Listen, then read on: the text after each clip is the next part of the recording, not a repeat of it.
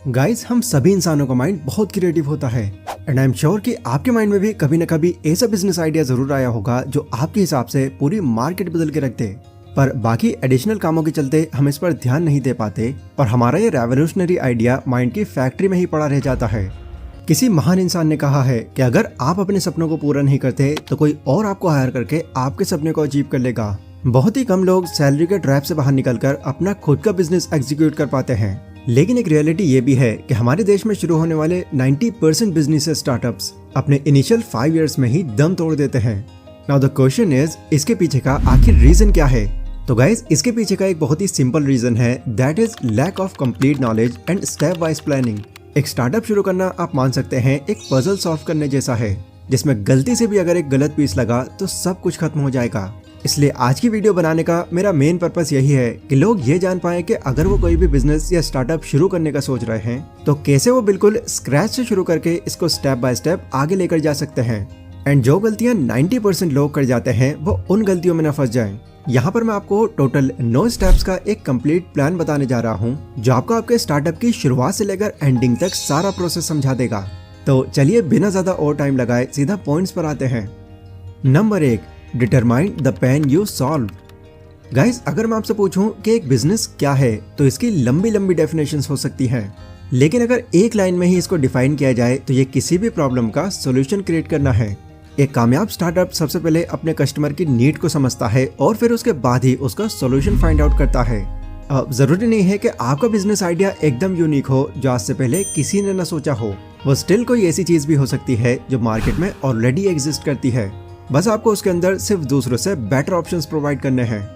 Example देखें तो smartphones के आने से पहले भी कीपैड वाले मोबाइल ऑलरेडी एग्जिस्ट करते थे और वो सभी कस्टमर्स की नीड को कहीं ना कहीं फुलफिल भी कर रहे थे।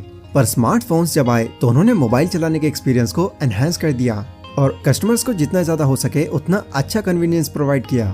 एज अ रिजल्ट स्मार्टफोन्स ने बहुत ही आसानी से फीचर्स फोन को रिप्लेस कर दिया। सबसे पहला पॉइंट यही है कि आपके पास कोई एक ऐसा बिजनेस आइडिया होना चाहिए जो आपके कस्टमर की कोई ना कोई प्रॉब्लम को सॉल्व करता हो। Number 2, build a business plan. Guys, जैसे ही हमारे माइंड के अंदर कोई बिजनेस आइडिया आता है तो हम जल्दी जल्दी उसको एग्जीक्यूट करने की बस होड़ में लग जाते हैं, पर इस जल्दबाजी के चक्कर में हम एट द एंड अपना ही नुकसान करा बैठते हैं। इसलिए हर आइडिया में जल्दबाजी करने की बजाय आराम से बैठकर बिजनेस प्लान को डेवलप करना एक मच बेटर ऑप्शन है। आप स्टार्टअप के लिए एक अच्छा और अट्रैक्टिव सा नाम सेलेक्ट करो और अपने आप से फिर ये सवाल करो कि आप ये बिजनेस क्यों क्रिएट करना चाहते हो, और अगर यही शुरू करना है तो इसमें आपके टारगेट कस्टमर्स कौन होंगे। आप अपने बिजनेस में जो भी प्रोडक्ट या सर्विस प्रोवाइड करने वाले हो उसकी सारी डिटेल्स लिखो, जैसे आपके प्रोडक्ट या सर्विस की मार्केट नीड क्या है, इसे कैसे बनाया या प्रोवाइड किया जाए, पेमेंट प्रोसेस क्या होगा और इसकी मार्केटिंग कैसे होगी। हर एक चीज की आपको डीप में रिसर्च करनी है। ये जरूरी नहीं है कि जो आइडिया आपको रेवोल्यूशनरी लग रहा हो मार्केट में भी उसी की डिमांड हो, बट ये सब रिसर्च अगर आप करोगे तो इन सभी चीजों का आपको अंदाजा लग जाएगा। बाकी इस बिजनेस प्लान में आपका कितना और किस हद तक प्रॉफिट होगा यह आपको जब आप फंडिंग जुटाने के प्रोसेस में लगोगे तभी देखने को मिल जाएगा।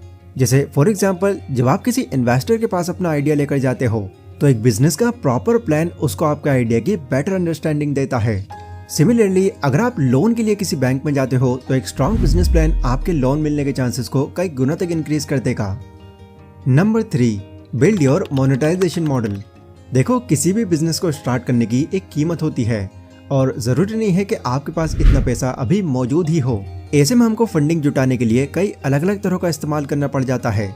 अगर हमको एक छोटे से अमाउंट की रिक्वायरमेंट होती है तो उसमें तो हम अपने रिलेटिव, फ्रेंड्स वगैरह किसी से भी हेल्प ले सकते हैं, पर अगर स्टार्टअप की ऑपरेशनल कॉस्ट हाई होने वाली है तो यहाँ पर हमको इन्वेस्टर्स और बैंक लोन्स का सहारा लेना पड़ता है, जिसमें आप किसी इन्वेस्टर के सामने अपना बिजनेस प्लान रखते हो और फाइनेंस के बदले में उनको बिजनेस की इक्विटी दे सकते हो।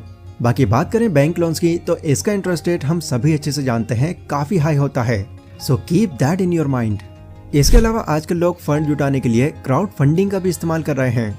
इंटरनेट पर काफी सारी वेबसाइट्स के थ्रू आप अपने बिजनेस के लिए क्राउड फंडिंग हासिल कर सकते हो, पर इन सभी ऑप्शंस के बावजूद भी इन केस अगर आप अपने स्टार्टअप के लिए कोई भी फंडिंग नहीं जुटा पाए तो फिर आपका प्लान भी क्या होगा, आपके पास इसकी प्लानिंग भी होनी चाहिए। ये बात हमेशा याद रखना कि कोई भी बिजनेस एक ही दिन में प्रॉफिटेबल नहीं हो जाता। हमको अपनी इन्वेस्टमेंट निकालने में भी काफी टाइम लग जाता है, जिसका एक एस्टिमेट निकाल पाना भी मुश्किल है। इसीलिए बिजनेस के सारे एक्सपेंसेस पहले से ही कैलकुलेट करके चलो। अगर आप अपने स्टार्टअप की परफेक्ट फाइनेंशियल प्लानिंग पहले से ही करके रख लेते हो तो आप कभी भी अपने पैसे को लूज नहीं करोगे।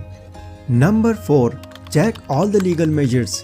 बहुत सारे लोग इस चीज से बेखबर रहते हैं कि एक स्टार्टअप को रन करने के दौरान बहुत से लीगल इश्यूज भी आ सकते हैं। क्योंकि बिजनेस का ओवरव्यू तो हमको काफी आसान लगता है, लेकिन इसमें कई टेक्निकलिटीज छिपी होती हैं जिन पर हमारा ध्यान नहीं जाता। इसीलिए अपने प्रोडक्ट या सर्विस को मार्केट में उतारने से पहले अपने सारे लीगल मेजर्स को अच्छे से जान लो। ये मेक श्योर कर लेना कि आपके पास अपने स्टार्टअप के रजिस्ट्रेशन के लिए सभी डॉक्यूमेंट्स अवेलेबल हों। जैसे आपका बिजनेस टाइप क्या होगा, क्या आप अकेले बिजनेस को ऑन कर रहे हो, पार्टनरशिप में हो या फिर कॉर्पोरेशन से हो। इसके अलावा भी बहुत सी चीजें हैं जो बिजनेस वाइज अलग अलग होती हैं। एंड सबसे इम्पोर्टेंट, यहाँ पर बिजनेस करते time tax rules personal income taxes से काफी डिफरेंट होते हैं। सो इन सभी टैक्स रूल्स को डीप में स्टडी करना आपके लिए जरूरी है और इनकम टैक्स फाइल करने की सारी इन्फॉर्मेशन लेना भी। बोनस टिप में मैं आपको ये एडवाइस करना चाहूंगा कि आप अपने स्टार्टअप का इंश्योरेंस जरूर करा लें, क्योंकि ऐसा करके आप फ्यूचर में होने वाले रिस्क को मिनिमाइज कर सकते हो। Number 5, build a great team. आप कोई बिजनेस आइडिया तो अकेले सोच सकते हो, पर एक्चुअल बिजनेस अकेले करना आपके लिए पॉसिबल ही नहीं है, क्योंकि कामयाब स्टार्टअप बनाने के लिए एक स्किल्डफुल और डेडिकेटेड टीम की काफी डिमांड होती है। जब आपकी टीम एक साथ यूनिटी में मिलकर काम करेगी तो उसका आउटकम भी बेस्ट होगा, क्योंकि ऐसे में हर इंसान का रोल और रिस्पॉन्सिबिलिटी पहले से ही डिफाइन कर दी जाती है, जिसमें सिर्फ किसी एक इंसान के ऊपर ज्यादा बोझ नहीं पड़ता। Last but not the least, ये याद रखना कि कोई भी इंसान आपके ड्रीम को पूरा करने के लिए आपके साथ काम नहीं कर रहा है, बल्कि सबके अपने अपने मोटिव्स होते हैं जो उनको पूरे करने होते हैं। इसलिए मेक श्योर कि आप उन मोटिव्स को भी कंसीडर करो और अर्जेंट रिप्लेसमेंट के लिए हमेशा रेडी रहो। Number 6, establish a work place. Guys, अगर आप एक फिजिकल प्रोडक्ट मैन्युफैक्चर करने की सोच रहे हो तो आपको एक मैन्युफैक्चरिंग यूनिट की रिक्वायरमेंट तो जरूर होने वाली है। बाकी ऑनलाइन सर्विस प्रोवाइड करने के लिए भी आपके पास थोड़ा बहुत वर्क स्पेस होना भी जरूरी है। ऐसे में आपको एक ऐसा वर्क प्लेस सेलेक्ट करना है जो आपके साथ साथ आपकी टीम और आपके वर्कर्स के लिए भी कन्वीनियंट हो, और इन केस अगर उस एनवायरनमेंट में कोई इमरजेंसी आ जाती है तो वो सेफली वहां से बाहर निकल पाए, इसका पूरा इंतजाम हो। क्योंकि इन सब चीजों की वजह से बाद में आपके सामने काफी बड़ी दिक्कत खड़ी हो सकती है। इसके बाद जब आपका छोटा बिजनेस एक बड़ी कंपनी में कन्वर्ट हो जाता है तो आपको मैन्युफैक्चरिंग यूनिट स्टैब्लिश करने के लिए बाकी जमीन भी चाहिए होती है। इस कंडीशन में कई लोग जमीन लीज पर लेना पसंद करते हैं, क्योंकि कहीं ना कहीं ये लोगों के लिए एक अफोर्डेबल ऑप्शन होता है। एंड कुछ सालों तक तो हम अच्छे से जानते हैं कि हमारा बजट टाइट ही रहेगा, तो इसको ध्यान में रखते हुए जमीन लीज पर लेना ही एक बेस्ट ऑप्शन है, क्योंकि एडिशनली और कमर्शियल स्पेस को मैनेज करने पर गवर्नमेंट हमको कुछ टैक्स डिडक्शन भी देती है। Number 7, use social media. आजकल हर इंसान अपना मोस्टली टाइम इंटरनेट पर ही बिताता है। आपके बिजनेस की वेबसाइट, ब्लॉग और सोशल मीडिया अकाउंट्स यहाँ पर एक बहुत बड़ा रोल प्ले कर सकते हैं। अगर आपका प्रोडक्ट फिजिकल है तो उसको सेल करने के लिए आपको ई-कॉमर्स प्लेटफॉर्म डेवलप करना एक बेस्ट ऑप्शन हो सकता है, एंड डिजिटल प्रोडक्ट के लिए तो आपके साथ एक वेबसाइट ही काम आएगी। Number 8, marketing and business growth. एक बार जब आप प्रोडक्ट या सर्विस को प्रिपेयर कर लोगे तो अब बारी आती है मार्केटिंग की। याद रखना, शुरू में कस्टमर खुद आपके पास चलकर बिल्कुल नहीं आएगा, बल्कि आपको कस्टमर के सामने खुद के प्रोडक्ट को प्रूव करना होगा कि यही उसके लिए बेस्ट है।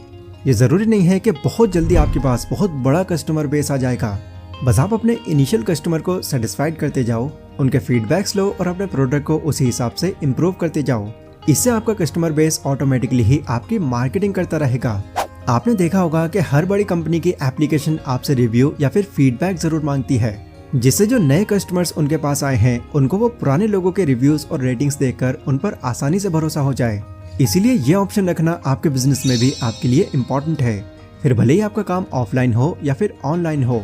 बाकी कम टाइम में अगर आप एक बड़ी ऑडियंस ग्रैब करना चाहते हैं तो वहां तक पहुंचने के लिए coupon codes, discounts, referral bonus, free samples या फिर डेमो भी इसमें आपकी पूरी हेल्प कर सकते हैं, क्योंकि इस तरह के ऑफर से कस्टमर्स बहुत जल्दी अट्रैक्ट होते हैं।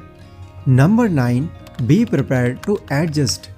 गाइस, बदलाव दुनिया का एक फैक्ट है। हर किसी के काम में बदलाव आते रहते हैं और ये आपके काम में भी आएंगे, बट आपको इन चेंजेस के साथ साथ खुद को एडजस्ट करते रहना इम्पोर्टेंट होता है। हमेशा ये सोचकर इस चीज के लिए प्रिपेयर रहना होता है कि आज जो मार्केट की कंडीशन है वो हमेशा नहीं रहने वाली। आज आपका जो कस्टमर है उसको ये खुद को ही पता नहीं है कि फ्यूचर में उसे और किस चीज की रिक्वायरमेंट होगी। इसीलिए अपनी टीम में ऐसे क्रिएटिव लोगों को हायर करना जो दूर की सोच रखते हों और इंडस्ट्री में आने वाले फ्यूचर चेंजेस को प्रेडिक्ट कर सकते हों, क्योंकि जो स्टार्टअप्स टाइम के साथ एडजस्ट नहीं हो पाते वो अल्टीमेटली फेल ही होते हैं। लेकिन हम जिन भी कामयाब ब्रांड्स का नाम सुनते हैं वो कई डेकेड्स और सेंचुरी तक ऐसे ही चलते रहते हैं। रीजन है उनकी एडजस्ट करने की स्किल जो स्टार्टअप में जरूर होनी चाहिए।